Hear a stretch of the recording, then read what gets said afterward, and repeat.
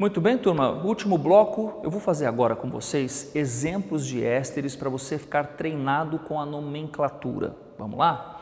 Então, olha só. Esse éster aqui, por exemplo, ó, H3CO, C-O, CH2, CH3. Lembra, para você fazer o nome do éster, o caminho mais seguro é faça o ácido carboxílico correspondente, não tenha preguiça, escreve a fórmula do ácido.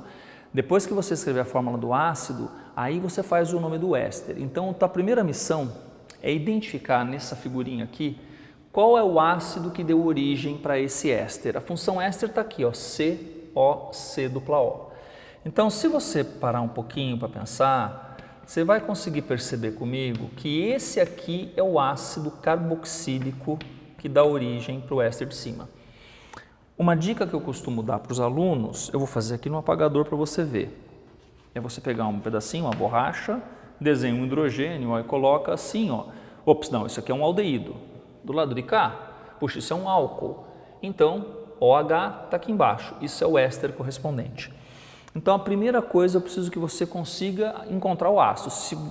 O teu treino é esse, encontra o ácido que deu origem para aquele éster. Porque se eu falar o ácido, eu tenho certeza que você consegue fazer o éster correspondente.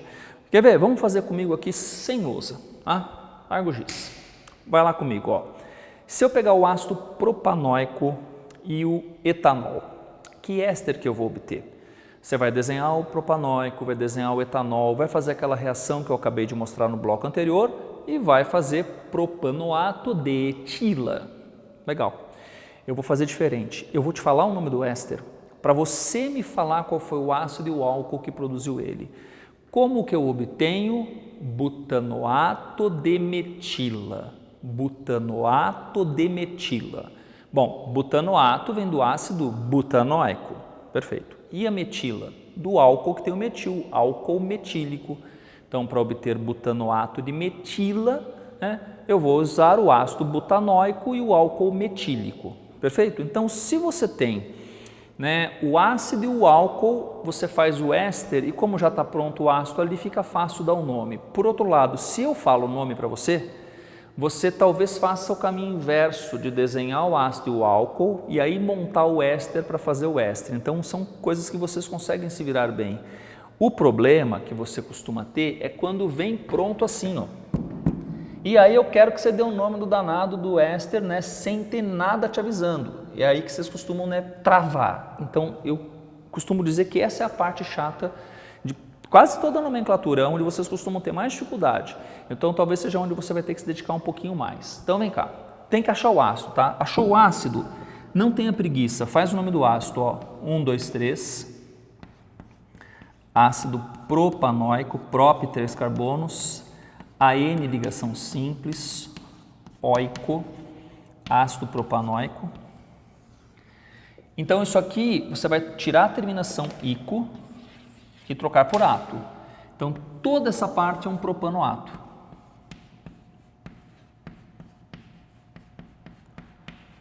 Propanoato de quê? Desse grupinho que é um metil, famoso conhecido nosso. Propanoato de metila. Pronto.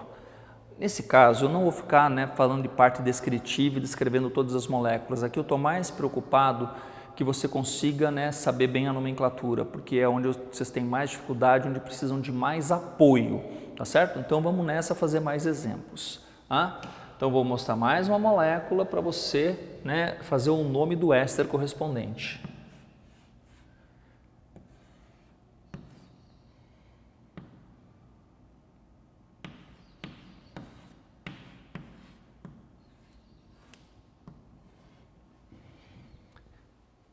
Mesma conversa de sempre, você tem que encontrar qual é o ácido que deu origem para essa molécula aqui. Como é que eu faço isso? Vamos lá? Uma dica que eu gosto é a seguinte, ó. Lembra que o éster é feito do ácido mais o álcool? Faz o contrário, que é a hidrólise. Então, se você quebrar aqui, ó, já vai se acostumando a fazer a hidrólise do éster. H e OH, repara só, é o ácido e aqui é o álcool. Então, onde que faz essa quebra? Memoriza. Localiza o C dupla O. É sempre entre o carbono do C dupla O e o oxigênio, assim, ó. Aí você coloca um Hzinho para esse aqui e um OH para o outro ali. Eu vou desenhar aqui embaixo agora, ó. Essa parte aqui, igualzinho, repare, olha, igualzinho, e aqui eu vou colocar uma hidroxila, um OH. Então, esse é o ácido que deu origem para esse éster aqui em cima. Vamos lá dar nome para esse ácido. 1, 2, 3, 4 carbonos. 4 carbonos, coloca but. Tem uma dupla entre o terceiro e o quarto carbono. Eu vou desenhar a dupla aqui em amarelo. 3 enoico. E o que tem pendurado aí? Um metil. Um metil em qual carbono? No carbono 13. Então fica assim, ó, 3 metil but 3 enoico. Então, você vai tirar a terminação ico comigo. Isso aqui tudo, ó, chama 3-metil but 3 enoico. Vou escrever enoico para você, ó. Enoico, viu? Agora eu vou tirar o ico, ó, apaga o ico e coloca ato. Enoato de... Como é que é o nome desse grupinho aqui? H3CCHCH3 isopropil de isopropila. Então perceba que para você fazer o nome do teu éster, você vai achar qual foi o ácido que deu origem para aquele éster, trocar a terminação ico por ato do grupinho que aparece depois do oxigênio, que tem a ligação simples. Fazendo dessa maneira, você nunca vai errar o nome.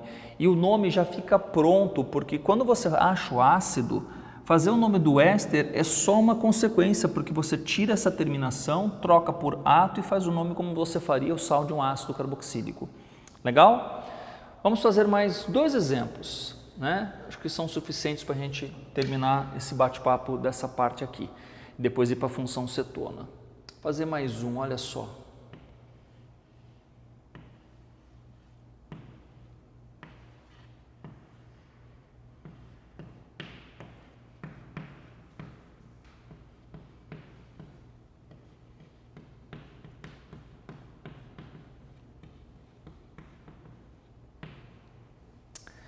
Aqui eu vou ter que dar uma ajudinha.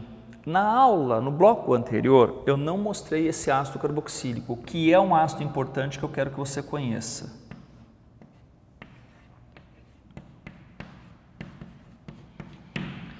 Esse ácido se chama ácido benzoico.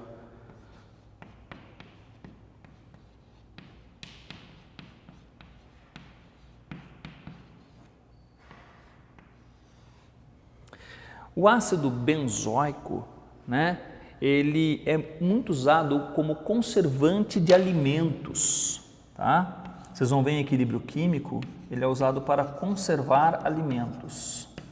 E quem tem um efeito conservador é o ácido benzoico e não o ânion benzoato. Isso é importante para você entender por que o alimento às vezes tem que ter, né, um caráter um pouquinho mais ácido para que o conservante consiga funcionar. Guarda essa informação, você vai usar depois.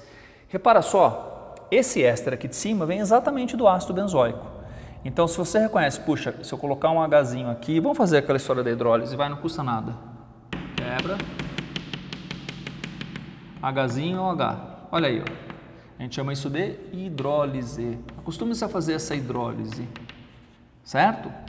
Então, fazendo essa hidrólise, vem do ácido benzoico. Aí é só trocar a terminação, cara. Ó, ico troca por ato, então isso vai se chamar benzoato. Benzoato é esse grupo inteiro aqui, ó, até aqui assim. Benzoato de quê?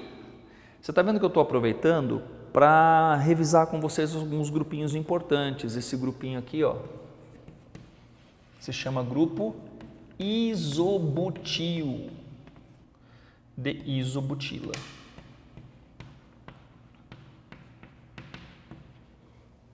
Tá certo? Éster costuma ser pedrinha no sapato, por isso tem que ter paciência. Eu já fiz 3 exemplos, eu acho que eventualmente pode ser que você deva voltar e repetir o exemplo se você quiser. Eu vou fazer mais um exemplo de éster com vocês.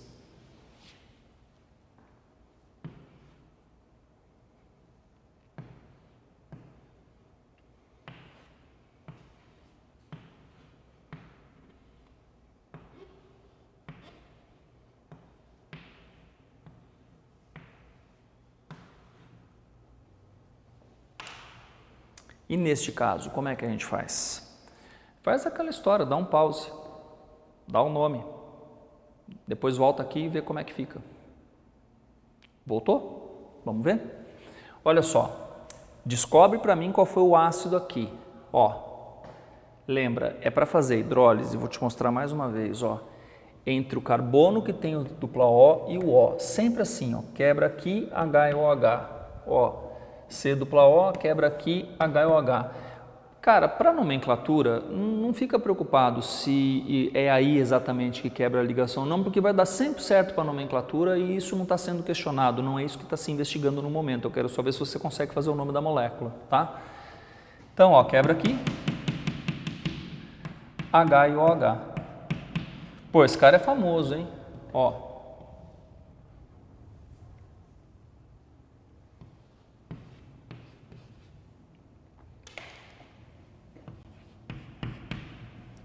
Tá bom, vou fazer ácido etanóico que você está pedindo há um tempão. Ácido etanóico. Ah, não é para escrever acético, tá vendo? Sempre vai ter aquele cara chato que vai querer fazer acético, tanto faz. Os dois terminam em ico, certo? Agora vem cá. Então, esse pedaço, atenção, essa parte, né, se eu tirar esse H do acético, vira acetato, vira etanoato. Então, isso tudo é o etanoato. Ou acetato. Pessoal, que grupo é isso? Quando o benzeno é um grupo substituinte, ele se chama grupo fenil. Então, a gente chama isso aqui de fenil etanoato de fenila ou acetato de fenila. Tá certo? Eu acho que deu. No teu caderno ficaram 5 exemplos de moléculas de ésteres para você aprender a fazer o nome, a fazer a nomenclatura, né? Então, éster você tem que conhecer o grupinho funcional, né? O nome do grupo funcional, né, do éster, tá? Ele é muito comum, né? Esse pedacinho aqui, ó, C dupla O, né? Chamar de carboxilato, tá certo?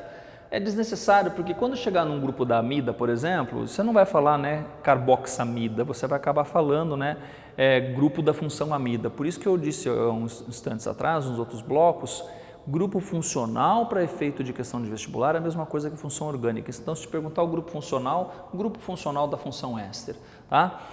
Então, se acostume com a função éster, saiba fazer o nome da molécula, que é importante. Perfeito? Agora vamos falar da última função oxigenada, né, que eu preciso que você conheça, que é a função, né, cetona. Então vamos a ela. Última função oxigenada, que é a função cetona.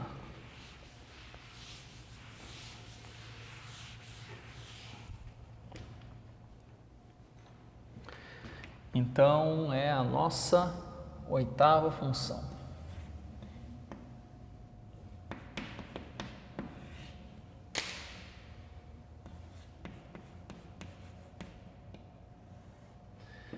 A definição de uma função cetona é muito simples. É toda vez que você tiver uma carbonila em carbono secundário. Então, para ser cetona, a carbonila precisa ser de um carbono secundário. Então, olha só, nomenclatura IUPAC. Você já tem a pista ali em cima, terminação ona. E você lembra dos éteres, que tinha uma nomenclatura de classe funcional assim? O éter que tinha metil e metil de cada lado, eu falava éter dimetílico. Então, na acetona a gente também tem uma nomenclatura de classe funcional semelhante às dos éteres, tá? Então vamos escrever assim, a nomenclatura de classe funcional.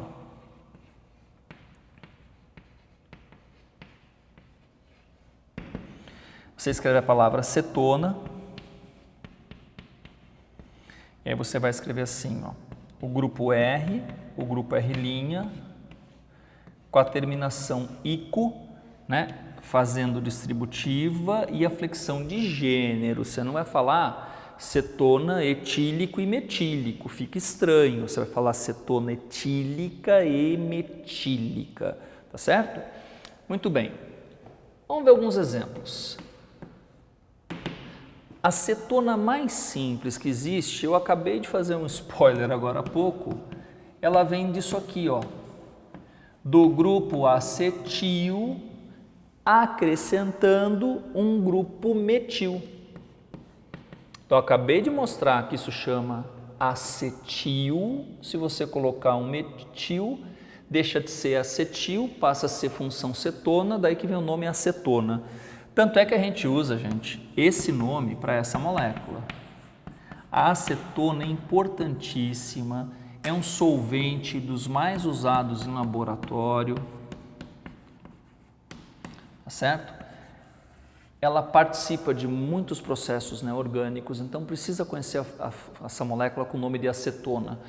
O outro nome da acetona, 3 carbonos prop, ligação simples, a N-cetona termina em ona, é a propanona.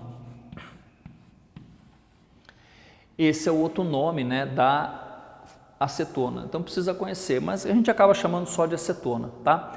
Existe uma nomenclatura um pouquinho mais antiga, em que a gente faz assim, a gente chamava isso aqui de cetona, a carbonila era chamada de cetona, e os grupinhos apareciam depois. Então, era muito comum chamar assim de metil-metilcetona ou cetona dimetílica. Tá? Então, a nomenclatura atual da IUPAC pede para você fazer diferente.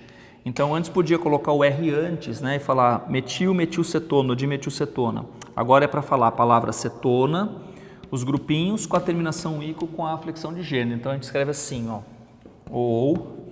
Tá? Cetona. Como é metil e metil vai ficar metílica, o mais ali a gente lê E, metílica, cetona de metílica.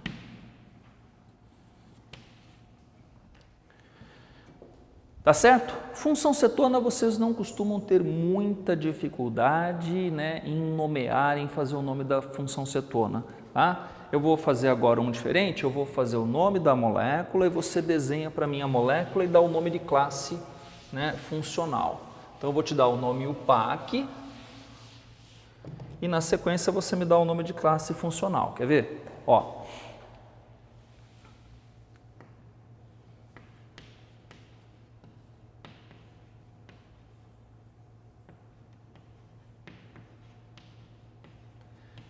Pentandoizona, o que sugere esse nome? Pente, 5 carbonos, AN ligação simples, função cetona no carbono 2. Então a gente desenha assim, ó. 1, 2, 3, 4, 5. Percebe por que aqui eu tenho que colocar a numeração? Por que no propanona eu não pus a numeração? Não tem outro jeito de ser propanona, né? A não ser no carbono 2. Agora, ali podia ser pentan-2-ona, a dupla O aqui, ou pentan-3-ona. Então, sou obrigado a colocar o 2. Dupla O, complete as ligações comigo, H3C, CH2, CH2, CH3, certo? Agora, eu quero esse nome aqui, ó, o nome de classe funcional. Como é que fica o nome de classe funcional? Então, essa parte você vai chamar de cetona.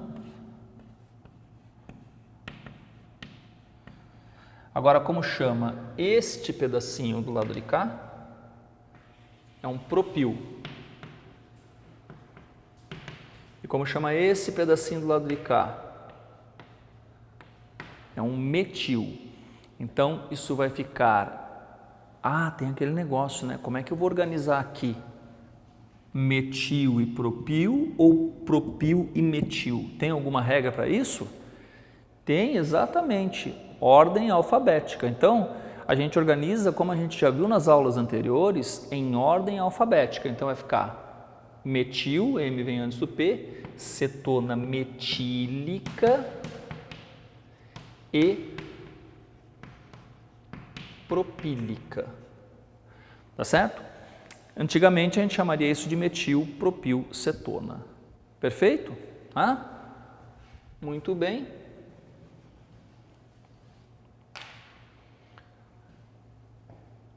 Um último exemplo.